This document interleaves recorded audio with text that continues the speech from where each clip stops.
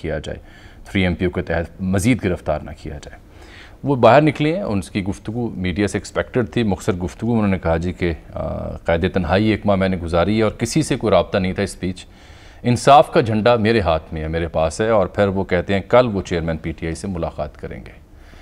اس سے بظاہر تو یوں لگتا ہے کہ جو ان کی کل ملاقات ہے بڑی اہم ہوگی. اس میں ظاہری سی بات ہے وہ جو ان کی سمجھ ہے, ان سے کئی لوگوں نے رابطہ کیا, ان کا انکار تو کر رہے ہیں, فواد چوہے صاحب بھی دعوے دار تھے اور دیگر بھی.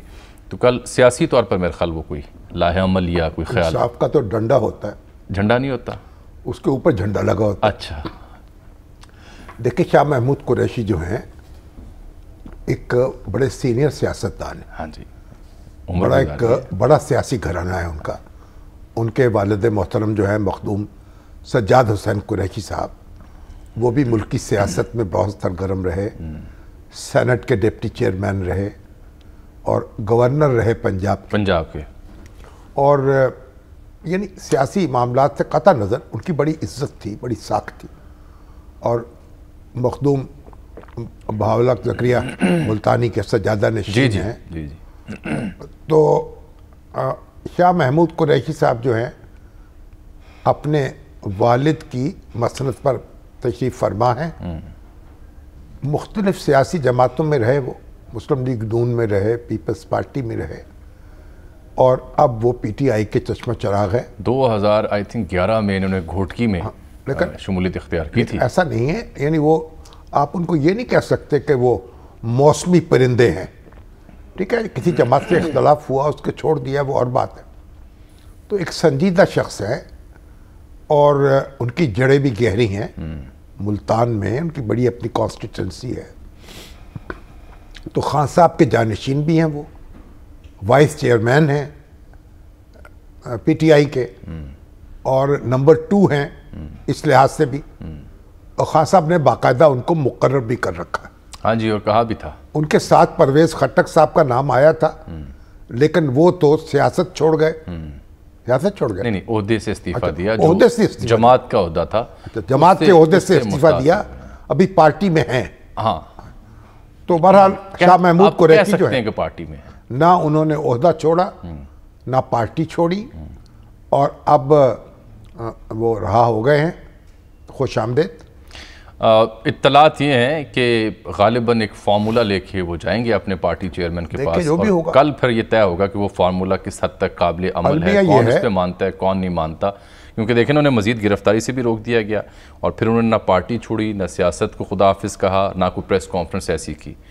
تو ماحول سے اور صورتحال سے یہی لگتا ہے کہ جو خبر موصول ہو رہی ہے کہ کل وہ فارمولہ ایک پیش کریں گے. المیہ یہ ہے کہ جو ہماری جماعتیں, سیاسی جماعتیں ہیں, ان کا نظم ایسا ہے کہ اور فرد واحد کی رائے اس طرح وہاں مسلط ہوتی ہے کہ جو اندرونی ادارے ہیں نا, ورکنگ کمیٹی ہے, ان کی کور کمیٹی تھی, پھر ایک کونسل ہوتی ہے, آفس بیررز ہوتے ہیں, ان کو پوچھا نہیں جاتا بنیادی فیصلے. برائے نام ہوتے ہیں, بس وہ ایک کھاتہ پوری کی جاتی ہے. دنیا میں ایسا نہیں ہوتا. دنیا میں ایسا بالکل نہیں ہوتا. ابھی تو آپ دیکھیں نا, یہ بردوان کی پارٹی کا سٹرکچر چیک کریں وہاں پہ, تو آپ کہ کس حد تک وہ جڑوں تک پہنچی ہوئی ہے معاشرے میں, محلے میں, اور وہاں پہ ان کے باقاعدہ سٹرکچرز ہیں جو, اور سینکڑوں افراد ہیں جو ہیڈ آفس میں کام کرتے ہیں باقاعدہ. کئی منزلہ عمارت ہے.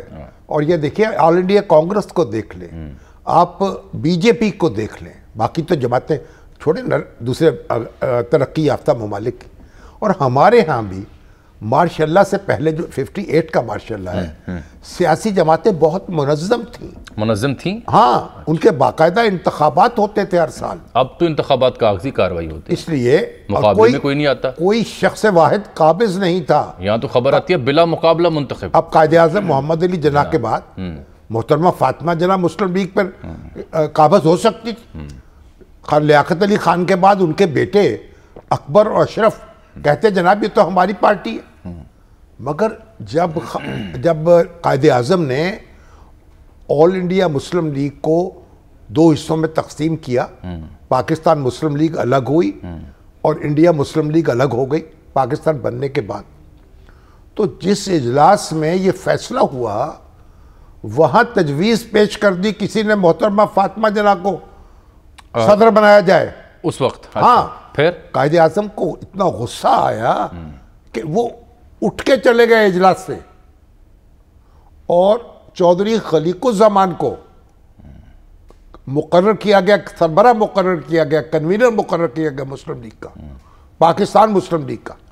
تو یہ قصہ اور یہ کہانیاں کیا ہماری موجودہ سیاسی جماعتوں کو اس کا علم نہیں؟ یہ حقیقتیں ہیں بہت بڑی، محترمہ ہمارے فاطمہ بانیان کیسے سیاسی محترمہ فاطمہ جناح مسلم لیگ کی ورکنگ کمیٹی کی ممبر نہیں تھیں۔ آل انڈیا مسلم لیگ کی ورکنگ کمیٹی جو ہے وہ یہ 5 یا 7 افراد پر مشتمل تھی، اور اس میں بیگم محمد علی، مولانا محمد علی جوہر کی بیگم، وہ اس کی ممبر تھیں، محترمہ فاطمہ جناح نہیں تھی۔ اور محترمہ فاطمہ جناح نے خود لکھا ہے کہ جب میں قائد اعظم سے پوچھتی ہوں کہ ورکنگ کمیٹی میں کیا ہوا تو مجھے تو کچھ بتا کے ہی نہیں دیتے۔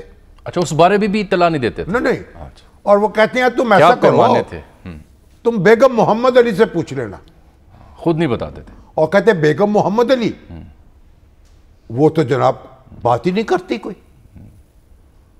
اندر کی کہانی نہیں بتاتی کوئی۔ یہ اندازہ کریں کیا پیمانے تھے، ٹھیک ہے نا؟ ہمارے اب کیا ہے؟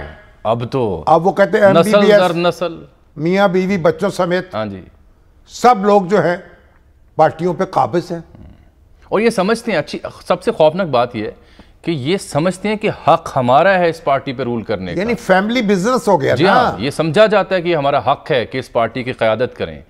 باقی جو 50 سال کی جن کی سیاست ہے، جو بزرگ ہو گئے ہیں پارٹیوں کے ساتھ وفاداری نبھاتے ہوئے، وہ ابھی بھی جی حضوری بجا لانے پہ مجبور ہیں۔ اور اسی سیاست کے خلاف نعرے لگا کے آئے تھے میدان میں، مگر پھر جو ہوا دیکھیں، یعنی سیاست کی بیخ کو نکل۔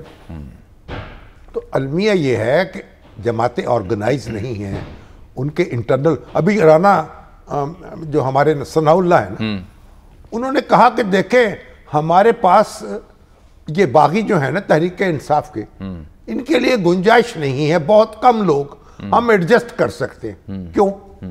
کہ ہمارے تو جو ممبر ہیں سب ہلکے، یعنی جو ٹکٹ جن کو دیا جائے گا وہ طے شدہ ہیں پہلے سے، ہم اس میں رد و بدل نہیں کر سکتے، ٹھیک ہے نا؟ جہاں کوئی ویکنسی ہوگی یا کوئی کمزوری ہوگی وہاں کسی دوسرے کو ایڈجسٹ کر لیں۔ ہاں، تو پھر پچھلے برس کے بائی الیکشن میں کیا ہوا تھا؟ اس کا مطلب تب آپ نے اپنے ٹکٹ ہولڈرز کو کھلے لائن کیوں لگایا تھا؟ پھر ہوا کیا؟ دیکھیے، دوسری دنیا میں جماعتیں آرگنائز ہوتی ہیں، وہ لوکل مقامی سطح پہ فیصلے کرتی ہیں، اور ان کے ووٹ وہاں پڑتے ہیں، جی ہاں، کس کو کینڈیڈیٹ بنانا ہے، ود ان پارٹی۔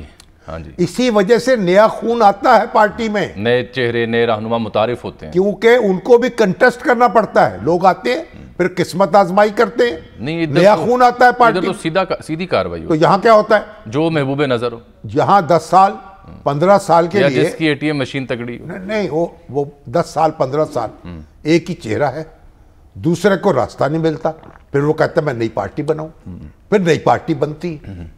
اگر سیاسی جماعتوں میں جب ایک نظم آ جائے، ایک نیچے سے کوئی بات سنی جائے کسی کی، تو نئی پارٹی بنانے کی ضرورت نہیں رہتی، نہیں پڑے گی۔